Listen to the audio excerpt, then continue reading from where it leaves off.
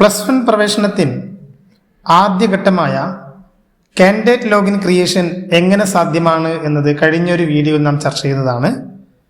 ഈ ഒരു വീഡിയോയിൽ നാം ചർച്ച ചെയ്യുന്നത് എങ്ങനെയാണ് ആപ്ലിക്കേഷൻ കൊടുക്കുന്നത് എന്ന് ഉദാഹരണ സഹിതം ലൈവ് ഡെമോ ആയി നിങ്ങളുടെ മുന്നിലേക്ക് പ്രസൻറ്റ് ചെയ്യുകയാണ്.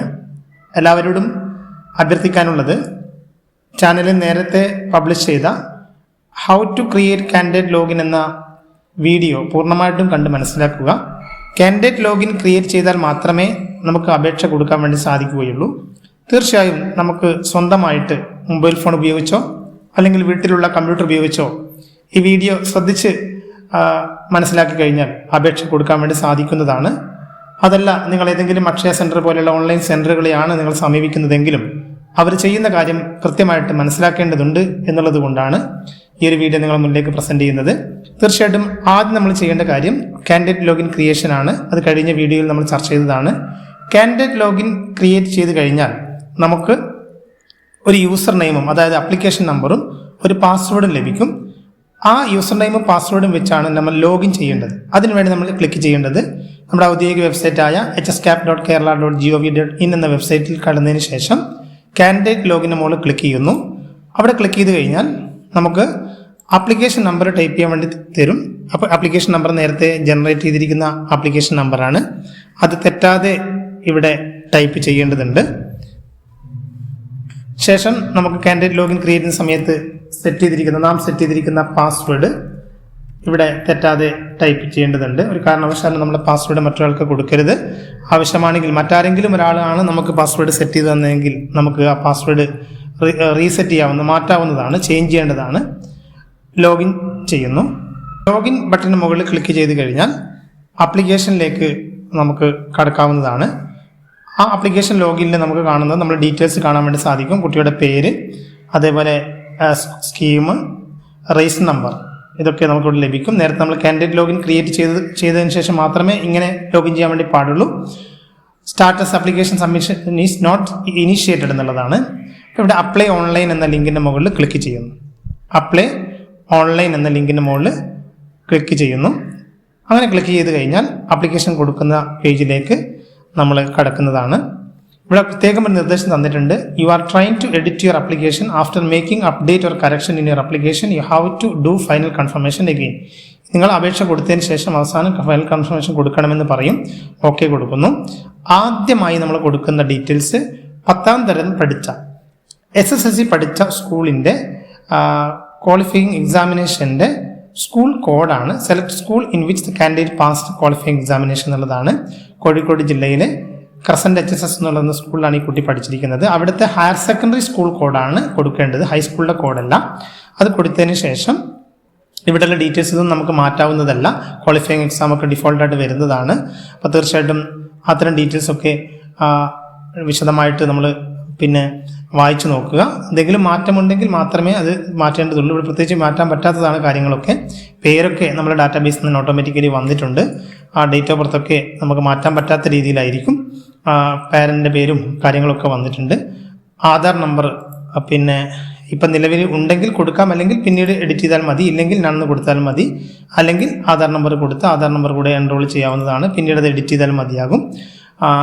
അതേപോലെ അതർ ഡീറ്റെയിൽസ്, ലിംഗ്വിസ്റ്റിക് മൈനോറിറ്റി ആണെങ്കിൽ അത് അല്ല, ഈ കുട്ടി ആ കാറ്റഗറിപ്പെട്ടതല്ല. വളരെ പ്രധാനപ്പെട്ട മറ്റൊരു മേഖലയാണ് റെസിഡൻസ് ഡീറ്റെയിൽസ്. ഇത് ബോണസ് പോയിന്റ് ഉള്ള മേഖലയായതുകൊണ്ട് തന്നെ ശ്രദ്ധിച്ച് വേണം ഫില്ല് ചെയ്യാൻ. ജില്ല കോഴിക്കോടാണ്. അതേപോലെ താലൂക്ക് വടകരയാണ്. ഇതൊക്കെ ബോണസ് പോയിന്റ് ഉള്ളതാണ്, തെറ്റായിട്ട് കൊടുക്കാൻ പാടില്ല. കുട്ടി താമസിക്കുന്ന പഞ്ചായത്ത് അത് കൃത്യമായിട്ട് ഇവിടെ സെലക്ട് ചെയ്ത് കൊടുക്കണം. ആ പഞ്ചായത്തിൻ്റെ കോഡുണ്ട്. കോഡ് ഇവിടെ വാണിമേൽ എന്നുള്ള പഞ്ചായത്തിലാണ് ഈ കുട്ടിയുടെ താമസം. അത് തെറ്റാതെ കൊടുക്കുക. നിങ്ങൾ താമസിക്കുന്ന പഞ്ചായത്ത് തന്നെയായിരിക്കണം, അല്ലെങ്കിൽ നിങ്ങൾ SSLC ബുക്കിൻ്റെ അഡ്രസ്സിലുള്ള പഞ്ചായത്ത് തന്നെയായിരിക്കണം. അല്ലാതെ ക്ലെയിം ചെയ്താൽ ആ 2 ബോണസ് പോയിന്റ് അർഹതയല്ല എന്ന് അഡ്മിഷൻ സമയത്ത് മനസ്സിലാക്കി കഴിഞ്ഞാൽ നിങ്ങളുടെ അഡ്മിഷൻ ഡിലേ ആവും. പെർമനൻറ്റ് അഡ്രസ്സ് ഇവിടെ ചോദിക്കുന്നുണ്ട്. അപ്പോൾ അത് തന്നെയാണ് നമ്മുടെ കമ്മ്യൂണിക്കേഷൻ അഡ്രസ്സ് എങ്കിൽ ഇതിന് മുകളിൽ ടിക്ക് ചെയ്ത് കഴിഞ്ഞാൽ അത് താഴത്തേക്ക് വരും. പിന്നീട് മൊബൈൽ നമ്പർ, നേരത്തെ കാൻഡിഡേറ്റ് ലോഗിൻ സമയത്ത് കൊടുത്തിരിക്കുന്ന മൊബൈൽ നമ്പർ തന്നെയാണ് ഈ കുട്ടിയുടെ മൊബൈൽ നമ്പറായിട്ട് ഇവിടെ വന്നിരിക്കുന്നത്. ഇനി ഇമെയിൽ അഡ്രസ്സ് വല്ലതും ഉണ്ടെങ്കിൽ അതിവിടെ രജിസ്റ്റർ ചെയ്യാവുന്നതാണ്, മാൻഡേറ്ററി അല്ല. പിന്നെ വലതു ഭാഗത്തേക്ക് വരുമ്പോൾ NCCയിൽ അംഗമാണെങ്കിൽ അല്ലെങ്കിൽ എന്താണ് സ്കൗട്ട് ആൻഡ് ഗൈഡ് രാജ്യപുരസ്കാർ പോലെയുള്ളതുണ്ടെങ്കിൽ അതിവിടെ ടിക്ക് ചെയ്യണം. ശ്രദ്ധിക്കുക, NCC or scout and guide രാജ്യപുരസ്കാരം ഉണ്ടെങ്കിൽ ടിക്ക് ചെയ്യണം. ഈ കുട്ടി അതിൽപ്പെട്ടതല്ല. SPC ആണെങ്കിൽ അവിടെ സ്റ്റുഡൻറ്, ഇത് രണ്ടും ഒരു കാറ്റഗറിയിൽപ്പെട്ടതാണ്. ഇനി ലിറ്റിൽ കൈറ്റ്സ് ആണെങ്കിൽ ആ ലിറ്റിൽ കൈറ്റ്സിൽ A ഗ്രേഡുള്ള സർട്ടിഫിക്കറ്റ് ഉണ്ടെങ്കിൽ ലിറ്റിൽ കൈറ്റ്സ് മെമ്പർ ആണെങ്കിൽ ഇവിടെ ടിക്ക് ചെയ്യാവുന്നതാണ്. ഈ കുട്ടി അതിൽപ്പെടാത്തത് കൊണ്ട് ഇതൊന്നും ടിക്ക് ചെയ്യുന്നില്ല. ഡിപ്പെൻഡ് ഓഫ് ജവാൻ ആണെങ്കിൽ, ഡിപ്പെൻഡ് ഓഫ് ജവാൻ കിൽഡ് ആണെങ്കിൽ ഇവിടെ ടിക്ക് ചെയ്യാവുന്നതാണ്. മറ്റ് എക്സ്ട്രാ കരിക്കുലർ ആക്ടിവിറ്റീസ് ഒന്നും ആക്ടിവേറ്റഡ് ആയിരിക്കില്ല. കാരണം ഈ വർഷം കഴിഞ്ഞ വർഷം അങ്ങനെ കാര്യങ്ങളൊന്നും നടക്കാത്തത് കൊണ്ടാണ് ഇതൊന്നും ഇവിടെ കാണിക്കാത്തത്. മുൻ വർഷങ്ങളിൽ 10ാം തരം വിജയിച്ച വിദ്യാർത്ഥികൾക്ക് മാത്രമേ അതൊക്കെ ആക്ടിവേറ്റഡ് ആവുള്ളൂ. NTSC ക്വാളിഫൈഡ് ആണെങ്കിൽ ഇവിടെ ടിക്ക് ചെയ്യാം. ഇവിടെ NTSC ക്വാളിഫൈഡ് അല്ലാത്തത് കൊണ്ട് ടിക്ക് ചെയ്യേണ്ട ആവശ്യമില്ല. NTSC ക്വാളിഫിക്കേഷൻ ഇത്തരം ഡീറ്റെയിൽസ് കൊടുക്കുമ്പോൾ നമ്മൾ അപേക്ഷയുടെ അവസാന സമയത്ത് അപേക്ഷയുടെ ഇതിൻ്റെ സർട്ടിഫിക്കറ്റുമായിട്ട് ബന്ധപ്പെട്ടിരിക്കുന്ന ഡീറ്റെയിൽസ് ചോദിക്കുമ്പോൾ അത് കൊടുക്കേണ്ടി വരും. NMMS ഉണ്ടെങ്കിൽ ഇവിടെ ടിക്ക് ചെയ്യാം, അത് പാസ്സായിട്ടുണ്ടെങ്കിൽ. USS ക്വാളിഫൈഡ് ആണെങ്കിൽ ഇവിടെ ടിക്ക് ചെയ്യാം. LSS ക്വാളിഫൈഡ് ആണെങ്കിൽ ഇവിടെ ടിക്ക് ചെയ്യാം. ഇത് ഈ കുട്ടി അതിൽ ഒന്നും പെടാത്ത കുട്ടിയായതുകൊണ്ട് ഞാനതൊന്നും ടിക്ക് ചെയ്യുന്നില്ല. ഈ ഫെയറുകളൊന്നും ആക്ടിവേറ്റഡ് ആയിരിക്കില്ല. കാരണം കഴിഞ്ഞ വർഷം ആക്ടിവേഷൻ നടക്കാത്തതുകൊണ്ട് അവരെ ക്ലബ്ബുകളൊന്നും ആക്ടിവേറ്റഡ് അല്ല. നമുക്ക് ഈ വർഷം ഒരു ക്ലബ്ബും നമുക്ക് കൊടുക്കാൻ വേണ്ടി സാധിക്കില്ല. അക്കാര്യം പ്രത്യേകം ശ്രദ്ധിക്കേണ്ടതാണ്. റെഡ് ക്രോസ് മാത്രമാണ് കൊടുക്കാൻ വേണ്ടി സാധിക്കുക. റെഡ് ക്രോസ് ഈ കുട്ടി റെഡ് ക്രോസിലും ഇല്ലാത്തത് കൊണ്ട് ഞാൻ ടിക്ക് ചെയ്യുന്നില്ല. ബാക്കിയുള്ള ക്ലബ്ബുകളൊന്നും നമുക്ക് ടിക്ക് ചെയ്യാൻ വേണ്ടി സാധിക്കില്ല. ഇനി നേരത്തെ സ്കൗട്ട് ആൻഡ് ഗൈഡിൽ രാജ്യപുരസ്കാർ ലഭിക്കാത്ത, രാഷ്ട്രപതി പുരസ്കാരം ലഭിക്കാത്ത കുട്ടിയാണെങ്കിൽ പാർട്ടിസിപ്പേഷൻ്റെ ഇവിടെ ക്ലിക്ക് ചെയ്യുക. ഈ കുട്ടിക്ക് അത്തരം ഡീറ്റെയിൽസ് ഒന്നും ഇല്ലാത്തതുകൊണ്ട് ഇത് കൊടുക്കേണ്ട ആവശ്യമില്ല. ശേഷം ഈ ഇൻഫർമേഷൻസ് ഇവിടെ സബ്മിറ്റ് ചെയ്യുന്നു. സബ്മിറ്റ് ഡീറ്റെയിൽസിന് മുകളിൽ ക്ലിക്ക് ചെയ്യുന്നു. സബ്മിറ്റ് ഡീറ്റെയിൽസ് ക്ലിക്ക് ചെയ്ത് കഴിഞ്ഞാൽ പിന്നെ അടുത്ത കുട്ടിയുടെ ഗ്രേഡിൻ്റെ പേജിലേക്ക് വരും. ഇത് നമ്മളൊന്നും ചെയ്യേണ്ടതില്ല, ഓട്ടോമാറ്റിക്കലി ഡാറ്റാബേസിൽ തന്നെ സെലക്ട് ചെയ്യപ്പെടുന്നതാണ്. ഇത് നമ്മൾ എഡിറ്റ് ചെയ്യേണ്ട ആവശ്യമില്ല. നമുക്ക് ലഭിച്ചിരിക്കുന്ന മാർക്ക് തന്നെയാണോ ഇവിടെ വന്നിരിക്കുന്നത് എന്നുള്ള കാര്യം ഒന്ന് പരിശോധിക്കുക. ശേഷം വീണ്ടും സബ്മിറ്റ് ബട്ടണിന് മുകളിൽ ക്ലിക്ക് ചെയ്യുന്നു. അപ്പോൾ ഇനി സ്കൂൾ ഓപ്ഷൻ ക്രമം ടൈപ്പ് ചെയ്യാനുള്ള പേജിലേക്കാണ് എത്തിയിരിക്കുന്നത്. കുട്ടി പോകാൻ ഉദ്ദേശിക്കുന്ന സ്കൂൾ ആദ്യത്തെ ഓപ്ഷൻ വളരെ പ്രധാനപ്പെട്ടതാണ്. ഈ കുട്ടി പോകാൻ ഉദ്ദേശിക്കുന്ന സ്കൂളിൻ്റെ കോഡ് ആദ്യം ടൈപ്പ് ചെയ്യുന്നു. അപ്പോൾ അത് പ്രത്യേകം ശ്രദ്ധിക്കണം, 100, 101, 94 വേറെയാണ്, 100, 94 വേറെയാണ്. അപ്പോൾ ഈ കുട്ടി പോകാൻ ഉദ്ദേശിക്കുന്നത് 100, 101, 94ലേക്കാണ്. അവിടുത്തെ കൊമേഴ്സാണ് ഈ കുട്ടിക്ക് വേണ്ടത്. അത് ആഡ് ചെയ്യുന്നു. ഇത് ഒന്നാമത്തെ ഓപ്ഷനാണ്. ഒന്നാമത്തെ ഓപ്ഷൻ വളരെ പ്രധാനപ്പെട്ടതാണ്. ഒരുപക്ഷെ നമുക്ക് ലഭിച്ചു കഴിഞ്ഞാൽ ട്രാൻസ്ഫറിനൊക്കെ പ്രയാസമായിരിക്കാം. അത് ആ സമയത്ത് പ്രയാസമായിരിക്കും, ശ്രദ്ധിക്കേണ്ടതാണ്. ഒന്നാമത്തെ ഓപ്ഷന് ശേഷം അവിടെ ലഭിച്ചില്ലെങ്കിൽ, ഈ കുട്ടി കൊമേഴ്സാണ് പഠിക്കാൻ ആഗ്രഹിക്കുന്നത്, അവിടെ ലഭിച്ചില്ലെങ്കിൽ മറ്റൊരു സ്കൂളിൽ ആണ് കുട്ടി ഓപ്ഷൻ കൊടുക്കുന്നത്. അത് എന്താണ്, ഇങ്ങനെയാണ് കൊടുക്കുന്നത്. ഇവിടെ പ്രത്യേകം ശ്രദ്ധിക്കേണ്ടത്, ഈ കുട്ടിക്ക് ഫസ്റ്റ് ഓപ്ഷൻ ആഗ്രഹമുള്ളത് 101, 94, 38 ആയത് കൊണ്ടാണ് പിന്നെ ഈ കുട്ടി ഇവിടെ ഫസ്റ്റ് ഓപ്ഷൻ കൊടുത്തിരിക്കുന്നത്. രണ്ടാമത്തെ ഓപ്ഷൻ കൊടുത്തിരിക്കുന്നത് 100, 130, 39 ആണ്. തീർച്ചയായിട്ടും കൊമേഴ്സിൻ്റെ കേസിൽ ഏറ്റവും നല്ല കൊമേഴ്സ് എന്ന് പറയുന്നത് 39 തന്നെയാണ്. പക്ഷേ ഈ കുട്ടിയെ സംബന്ധിച്ചിടത്തോളം പല സൗകര്യങ്ങളും ഈ 101, 94 ആയതുകൊണ്ടായിരിക്കാം 38 വേണമെന്ന് ആവശ്യപ്പെട്ടിരിക്കുന്നത്. 39 കൊമേഴ്സിൻ്റെ കൂട്ടത്തിൽ എന്തുകൊണ്ടും 38-നേക്കാളും മികച്ച കൊമേഴ്സ് എന്നുള്ളതിൽ യാതൊരു സംശയമില്ല. അപ്പം രണ്ടാമത്തെ ഓപ്ഷനാണ് 39 ഈ കുട്ടി കൊടുത്തിരിക്കുന്നത്. ഇനി ആ സ്കൂളിൽ തന്നെ പിന്നെ 130 തന്നെ മറ്റൊരു കൊമേഴ്സ് കൂടിയുണ്ട്, 38 ഉണ്ട്. അതും ആ കുട്ടി മൂന്നാമത്തെ ഓപ്ഷനായിട്ട് കൊടുക്കുന്നു. ഇങ്ങനെ കൊടുക്കുന്നതിൻ്റെ അർത്ഥം എന്ന് പറയുന്നത്, ഈ കുട്ടിക്ക് വേണ്ടത് ഏറ്റവും ഇഷ്ടപ്പെട്ട സ്കൂൾ ആദ്യത്തെ ഓപ്ഷൻ ആണെങ്കിലും അവിടെ കിട്ടിയില്ലെങ്കിൽ രണ്ടാമത്തെ സ്കൂൾ പരിഗണിക്കണം, അവിടെയും കിട്ടിയില്ലെങ്കിൽ മൂന്നാമത്തെ സ്കൂൾ പരിഗണിക്കണം എന്നുള്ളതാണ്. ഇനി അവിടെയും കിട്ടിയില്ലെങ്കിൽ കൊമേഴ്സ് തന്നെയാണ് കുട്ടിയുടെ ആഗ്രഹം എന്നുള്ളത് കൊണ്ട് ആ കുട്ടി മറ്റൊരു സ്കൂളിലേക്ക് കൊമേഴ്സിന് വേണ്ടി അപേക്ഷ കൊടുക്കുന്നു. TAM ഗേൾസ് ഹയർ സെക്കൻഡറി സ്കൂളിലേക്കാണ്. പെൺകുട്ടിയാണ്, കുട്ടികൾക്ക് മാത്രം അപേക്ഷിക്കാൻ പറ്റുന്നതാണ് ഗേൾസ് ഹയർ സെക്കൻഡറി സ്കൂൾ എന്ന് പറയുന്നത്. അവിടുത്തെ കൊമേഴ്സ് കൊടുക്കുന്നു. അവിടെയും കിട്ടിയില്ലെങ്കിൽ ആ കുട്ടി മറ്റൊരു സ്കൂളിൽ പിന്നെ കൊമേഴ്സിന് വേണ്ടി ശ്രമിക്കുന്നു. 124 എന്ന് പറയുന്ന സ്കൂളിൽ അവിടുത്തെ കൊമേഴ്സിന് വേണ്ടി അപേക്ഷ കൊടുക്കുന്നു. ഓക്കെ, അവിടെയും കിട്ടിയില്ലെങ്കിൽ, ഈ പറഞ്ഞ സ്കൂളുകളിൽ എവിടെയും കൊമേഴ്സിന് ലഭിച്ചില്ലെങ്കിൽ, ഇനിയും ഈ കുട്ടിക്ക് പോകാൻ പറ്റുന്ന സ്കൂളുകളുണ്ടെങ്കിൽ, സാധാരണ സയൻസിനാണ് കുട്ടി കൊടുക്കുന്നതെങ്കിൽ സയൻസുകളായിരിക്കണം ആദ്യം എല്ലാം കൊടുക്കേണ്ടത്. ബയോളജി സയൻസ് ആണെങ്കിൽ 01, കമ്പ്യൂട്ടർ സയൻസ് ആണെങ്കിൽ 05. തീർച്ചയായിട്ടും അത് ആ ഓപ്ഷൻ എങ്ങനെ ക്രമീകരിക്കുക എന്നുള്ളത് നമ്മൾ മനസ്സിലാക്കേണ്ടതാണ് ആദ്യം. ശേഷം ഈ കുട്ടിക്ക് കൊമേഴ്സിന് എവിടെയും കിട്ടിയില്ലെങ്കിൽ ഹ്യൂമാനിറ്റീസ് പഠിക്കാൻ താല്പര്യമുണ്ട്. അങ്ങനെയാണെങ്കിൽ ഹ്യൂമാനിറ്റീസ് പിന്നെ 130 ഹ്യൂമാനിറ്റീസ് ഉള്ളത്.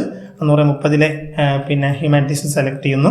194 ആ കുട്ടിക്ക് ഹ്യൂമാനിറ്റീസ് ഇല്ല. പിന്നെ ഉള്ളത് 133 ഹ്യൂമാനിറ്റീസ് ഉള്ളത്. അവിടുത്തെ ഹ്യൂമാനിറ്റീസ് അപേക്ഷ കൊടുക്കുന്നു. അവിടുത്തെ ഹ്യൂമാനിറ്റീസ് ശ്രദ്ധിക്കണം, ഏത് കോമ്പിനേഷനാണെന്നുള്ള കാര്യം കൂടി ശ്രദ്ധിക്കണം. ഇനി അവിടെയും കിട്ടിയില്ലെങ്കിൽ 124 ഹ്യൂമാനിറ്റീസ് അപേക്ഷ കൊടുക്കുന്നു. ഇത്രയും കോഴ്സുകളാണ് ഈ കുട്ടി കൊടുക്കാൻ ആഗ്രഹിക്കുന്നത്. ഇതിനപ്പുറത്തേക്ക് ഏതെങ്കിലും സ്കൂളിലേക്ക് കുട്ടി പോകാൻ ഉദ്ദേശിക്കുന്നുവെങ്കിൽ തീർച്ചയായിട്ടും ഇവിടെ ഓപ്ഷൻസ് ആഡ് ചെയ്യാവുന്നതാണ്. ഈ കുട്ടി ഇത്രയും സ്കൂളുകൾ മാത്രമേ കൊടുക്കാൻ ഉദ്ദേശിക്കുന്നുള്ളത് കൊണ്ടാണ് ഞാൻ ഇങ്ങനെ ഇവിടെ ചെയ്തിരിക്കുന്നത്. ഇനി കുട്ടിക്ക് കൂടുതൽ ഓപ്ഷൻസ്, എത്ര ഓപ്ഷൻസ് വേണമെന്നുണ്ടെങ്കിൽ കൊടുക്കാം. ശ്രദ്ധിക്കേണ്ടത്, നമ്മൾ കൊടുക്കുമ്പോൾ അതിൽ ഏതെങ്കിലും ഒരു ഓപ്ഷനിൽ നമുക്ക് അഡ്മിഷൻ ലഭിച്ചു കഴിഞ്ഞാൽ അവിടെ പഠിക്കാനുള്ളൊരു മാനസികാവസ്ഥ അല്ലെങ്കിൽ തീരുമാനം നമുക്കുണ്ടാവണം. വളരെ ദൂരെയൊക്കെ കൊടുക്കുമ്പോൾ ചിലപ്പോൾ അവിടെ കിട്ടിക്കഴിഞ്ഞാൽ പ്രയാസമായിരിക്കും. ഏറ്റവും ഫസ്റ്റ് കൊടുക്കുന്നത് നിങ്ങൾക്ക് ഏറ്റവും ഇഷ്ടപ്പെട്ട സ്കൂളും ഇഷ്ടപ്പെട്ട കോഴ്സുമായിരിക്കണം. അതിൻ്റെ താഴത്ത് അതിനനുസരിച്ചുള്ള പ്രയോറിറ്റി അടിസ്ഥാനത്തിൽ നമ്മൾ എന്ത് ചെയ്യണം, അപേക്ഷ പിന്നെ ഈ ഓപ്ഷൻസ് ക്രമീകരിക്കേണ്ടതാണ്. ഇതിലേറെ സ്കൂളുകൾ തീർച്ചയായിട്ടും നമുക്ക് ആഡ് ചെയ്യാവുന്നതാണ്. ഈ കുട്ടിയുടെ കേസിൽ ഇത്തരം സ്കൂളുകൾ മാത്രം കൊടുത്താൽ മതി എന്നുള്ളത് കൊണ്ടാണ് ഇത്രയും ചുരുക്കി കൊടുത്തിരിക്കുന്നത്. സയൻസ് ഇതിൻ്റെ താഴെ കൊടുക്കുന്നതിൽ പ്രത്യേകിച്ച് അർത്ഥമില്ല എന്നുള്ളത് കൊണ്ടാണ് ഇവിടെ കൊടുക്കാത്തത്. ഇനി ഇത്രയും സ്കൂളുകളാണ് ഈ കുട്ടി ആദ്യ ഘട്ടത്തിൽ കൊടുക്കുന്നത്. ശേഷം സബ്മിറ്റ് ഡീറ്റെയിൽസിൻ്റെ മുകളിൽ ക്ലിക്ക് ചെയ്യുന്നു. സബ്മിറ്റ് ഡീറ്റെയിൽസിൻ്റെ മുകളിൽ ക്ലിക്ക് ചെയ്ത് കഴിഞ്ഞാൽ ഒന്നുകൂടി നമ്മൾ നേരത്തെ കൊടുത്തിരിക്കുന്ന ഡീറ്റെയിൽസ് ഒക്കെ ഒരിക്കൽ കൂടി കാണിക്കും. നന്നായിട്ട് വായിക്കുക. ആപ്ലിക്കേഷൻ നമ്പർ ശരിയാണ്, പഠിച്ച സ്കൂൾ ശരിയാണ്, ഇത് വളരെ പ്രധാനപ്പെട്ടതാണ്, ബോണസ് പോയിന്റ് ഉള്ളതാണ്. പഠിച്ച സ്കൂളിൻ്റെ കോഡ് ശരിയാണ്. അതേപോലെ ഇവിടെയുള്ള മറ്റ് ഡീറ്റെയിൽസ്, പ്രത്യേകിച്ച് എന്തെങ്കിലും പഞ്ചായത്ത്, താലൂക്ക്, ഇതൊക്കെ ശരിയാണ്. അഡ്രസ്സൊക്കെ റെഡിയാണെന്നുള്ള കാര്യം പരിശോധിക്കുന്നു. മറ്റ് ക്ലബ്ബുകൾ എന്തെങ്കിലും കൊടുത്തിട്ടുണ്ടോ നോക്കുന്നു. കൊടുത്തിട്ടുണ്ടെങ്കിൽ അതിൻ്റെ ഡീറ്റെയിൽസ് നമ്മൾ കരുതേണ്ടി വരും, അതിൻ്റെ സർട്ടിഫിക്കറ്റ് കരുതേണ്ടി വരും. ഈ കുട്ടി അത്തരം ആക്ടിവിറ്റീസിലൊന്നും ഇല്ല എന്നുള്ളത് കൊണ്ട് അവിടെ ഒന്നും എല്ലാവരുടെ സ്ഥലത്തും നോ എന്നാണുള്ളത്. ഇനി എന്തെങ്കിലും മാറ്റങ്ങൾ നമ്മൾ കാണുകയാണെങ്കിൽ ഇവിടെ എഡിറ്റ് കാൻഡിഡേറ്റ് ഡീറ്റെയിൽസ് നമ്മൾ ക്ലിക്ക് ചെയ്ത് വീണ്ടും നമുക്ക് മാറ്റാവുന്നതാണ്. അതുപോലെ നമ്മുടെ ഗ്രേഡ് ഡീറ്റെയിൽസ് പരിശോധിക്കാം. അതേപോലെ ഓപ്ഷൻ ഡീറ്റെയിൽസ് ഇത് വീണ്ടും നമുക്ക് വേണമെന്നുണ്ടെങ്കിൽ ക്രമീകരിക്കാം. ഇനി വേണമെന്നുണ്ടെങ്കിൽ നമുക്ക് ട്രയൽ അലോട്ട്മെന്റ് സമയത്ത് ഈ ഓപ്ഷൻസ് ഒക്കെ മാറ്റി ക്രമീകരിക്കാൻ വേണ്ടി സാധിക്കും. ട്രയൽ അലോട്ട്മെന്റിന് ശേഷം എന്നുള്ള കാര്യം മനസ്സിലാക്കുക.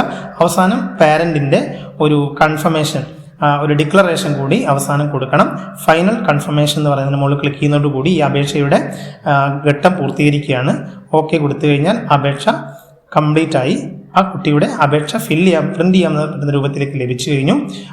ഈ പിന്നെ ഓൺലൈൻ ആപ്ലിക്കേഷൻ ഫോർമാറ്റ്, പ്രിന്റഡ് ഫോർമാറ്റിലുള്ളത് നമുക്ക് ഡൗൺലോഡ് ചെയ്തിട്ട് എവിടെയെങ്കിലും കമ്പ്യൂട്ടർ എവിടെയെങ്കിലും കീപ്പ് ചെയ്ത് വെക്കാവുന്നതാണ്. അപ്പോൾ ഇത് നമുക്ക് കയ്യിൽ കരുതാവുന്നതാണ്. ഒന്നുകിൽ പ്രിന്റ് ചെയ്യണമെന്ന് നിർബന്ധമില്ല. ഇത് പ്രിന്റ് ചെയ്തിട്ട് എവിടെയും കൊണ്ടു കൊടുക്കേണ്ട ആവശ്യമില്ല. ഇത് ഡൗൺലോഡ് ചെയ്ത് മൊബൈലിലോ കമ്പ്യൂട്ടറിലോ സേവ് ചെയ്ത് വെക്കാം. നമ്മൾ കൊടുത്തിരിക്കുന്ന ഡീറ്റെയിൽസ് മുഴുവനും ഇവിടെ ഉണ്ടാകും. ഇനി ഇതിലെന്തെങ്കിലും മാറ്റങ്ങൾ ഉണ്ടെങ്കിൽ ഇനി നമുക്ക് മാറ്റാൻ പറ്റും. ഈ കുട്ടിയെ സംബന്ധിച്ചിടത്തോളം ഇനി അപേക്ഷയിൽ മാറ്റം വരുത്താൻ വേണ്ടി പറ്റുന്ന ഒരേ ഒരു അവസരം എന്ന് പറയുന്നത് ട്രയൽ അലോട്ട്മെന്റിന് ശേഷമാണ്. ഇതാണ് ഈ കുട്ടിയുടെ അവസാനത്തെ ആപ്ലിക്കേഷന്റെ സ്റ്റാറ്റസ്. ഈ രീതിയിലാണ് ഒരു അപേക്ഷ കൊടുക്കേണ്ടത്. പ്രത്യേകം ശ്രദ്ധിക്കേണ്ടത്, നമ്മൾ കൊടുക്കുന്ന ഡീറ്റെയിൽസിന്റെ മുഴുവൻ ഉത്തരവാദിയും നമ്മൾ തന്നെയാണ്. എന്തെങ്കിലും മിസ്റ്റേക്ക് ഉണ്ടായാൽ തീർച്ചയായിട്ടും ഒരുപക്ഷെ അഡ്മിഷൻ സമയത്ത് ഡിലേ ഉണ്ടാവാൻ സാധ്യതയുണ്ട്. ഇഷ്ടപ്പെട്ട ഇഷ്ടപ്പെട്ട കോഴ്സുകൾ ലഭിക്കാത്ത സാഹചര്യം ഉണ്ടാകും. ഏറ്റവും സൗകര്യപ്പെട്ട സ്കൂളിൽ നിങ്ങൾക്ക് അഡ്മിഷൻ ലഭിക്കട്ടെ എന്ന് ആശംസിക്കുന്നു. തീർച്ചയായിട്ടും അഡ്മിഷനുമായി ബന്ധപ്പെട്ടിരിക്കുന്ന മറ്റ് ഡീറ്റെയിൽസുമായിട്ട് തുടർന്നും നമുക്ക് ചർച്ച ചെയ്യാം. Thank you.